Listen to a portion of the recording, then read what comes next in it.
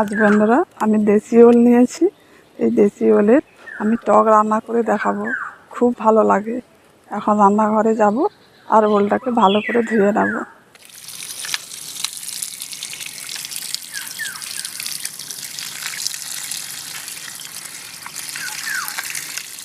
আমি এখন ওলটাকে ভালো করে ধুয়ে নিয়েছি। এটা দেশি ওল। বাজারে যে মেরাসি ওল বিক্রি হয় তার থেকে এই দেশি ওলের স্বাদ কিন্তু খুব বেশি। আর এই ওল দিয়ে আমি তেঁতুল দিয়ে টক বানিয়ে দেখাবো, খুব ভালো লাগে গরম ভাতের সঙ্গে। এখন ওলটা কেটে নেব।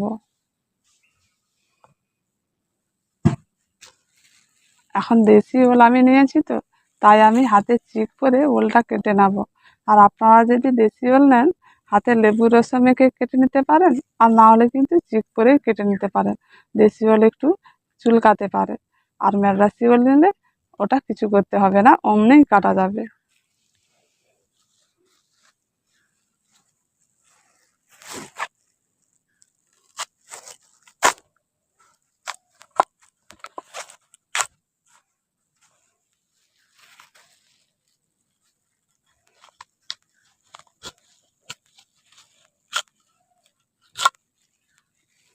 ভালো জিনিস খেতে গেলে একটু কষ্ট করতে হয়।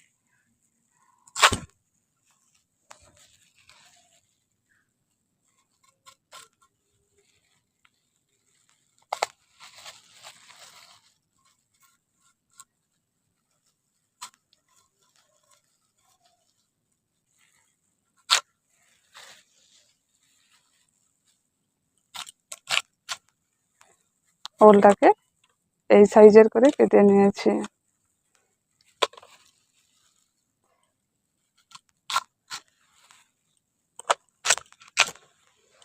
ওলটাকে একটু বড় বড় সাইজের করে রেখেছি। এখন ওলটা কাটা হয়ে গেছে। এবার চিকটা খুলে দিচ্ছি। ওলটাকে ভালো করে ধুয়ে নেব, তারপর ওলটা সিদ্ধ করে নেব। উনুনটা ধরিয়ে কড়াটা বসিয়ে দিচ্ছি। এখন ওলটাকে সিদ্ধ করে নেব। ওল সিদ্ধ করার জন্য জলটা দিয়ে দিচ্ছি। জলটা একটু বেশি করে দিতে হবে। ওই জলের মধ্যে হাফ চামচ লবণ দিচ্ছি, অল্প একটু হলুদ গুঁড়ো দিয়ে দিচ্ছি। লবণ হলুদ দিয়ে একটু জলের সঙ্গে ভালো করে মিশিয়ে নিচ্ছি। এবার ওলগুলো দিয়ে দেব।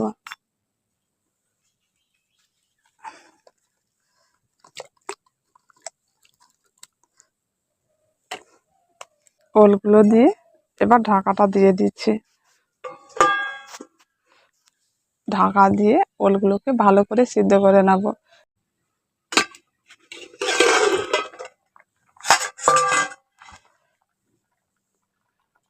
এখন ওলটা খুব সুন্দর সিদ্ধ হয়ে গেছে। আর যে জলটা আছে সে জলটা কিন্তু ফেলে দিতে হবে। এখন ওলটাকে আমি ছেঁকে নিচ্ছি।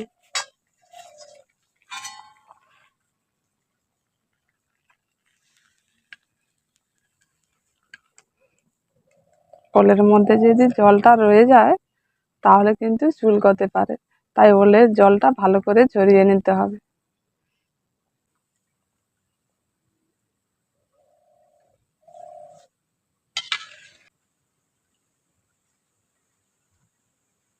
এখন ওলটা সিদ্ধ হয়ে গেল, এবার রান্নাটা করে নেব।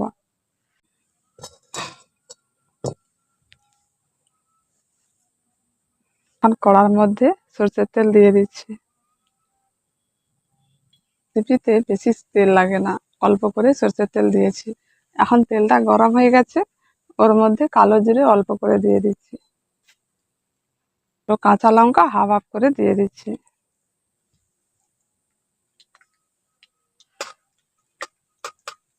ফোড়নটা ভাজা হয়ে গেছে, এবার এর মধ্যে সিদ্ধ করে রাখা ওলটা দিয়ে দিচ্ছি। ওলটাকে একটু ফোড়নের সঙ্গে ভেজে নেব। ওলের মধ্যে এখন লবণটা দিচ্ছি।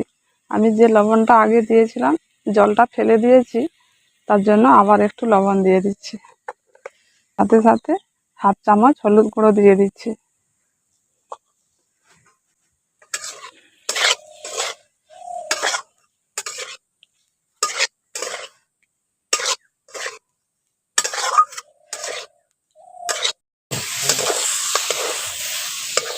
এখন ওলটাকে একটু ভেজে কষে নিয়েছি।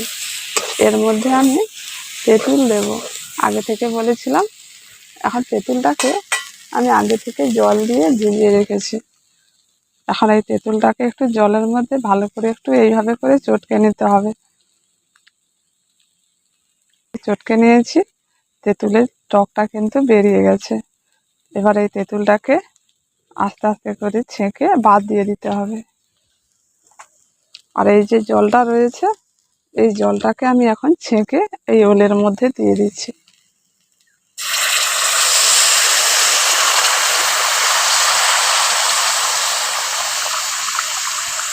তেঁতুলের যে মোটা অংশটা আছে সেটা কিন্তু এই ছেঁকনির মধ্যে ছেঁকা হয়ে গেছে।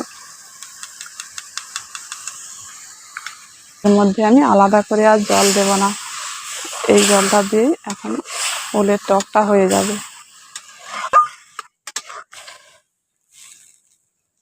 এর মধ্যে কিছু বেশি মশলা লাগে না, তার জন্য আমি অল্প করে সাদা সর্ষে আগে থেকে বেটে নিয়েছি, এই সর্ষে বাটাটা এখন দিয়ে দিচ্ছি। সর্ষে বাটাটা দিয়ে একটু ভালো করে মিশিয়ে নিচ্ছি। হালকা আছে কিছুক্ষণ এটাকে ফুটিয়ে নেব।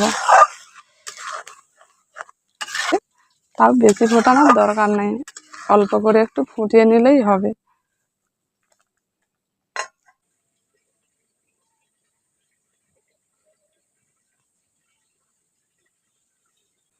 হালকা আছে একটুক্ষণ ফুটিয়ে নিয়েছি। এবার আমি এটা নামিয়ে নেব।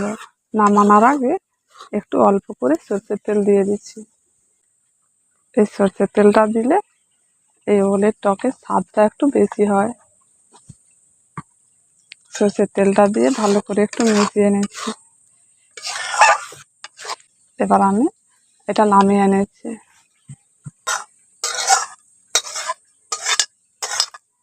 তেল দিয়ে ওলের টক রেসিপিটা সম্পূর্ণভাবে আমার রেডি।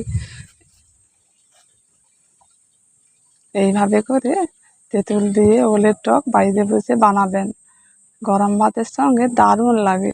একবার অন্তত বানিয়ে দেখবেন। যদি ভালো লেগে থাকে একটি কমেন্ট করবেন।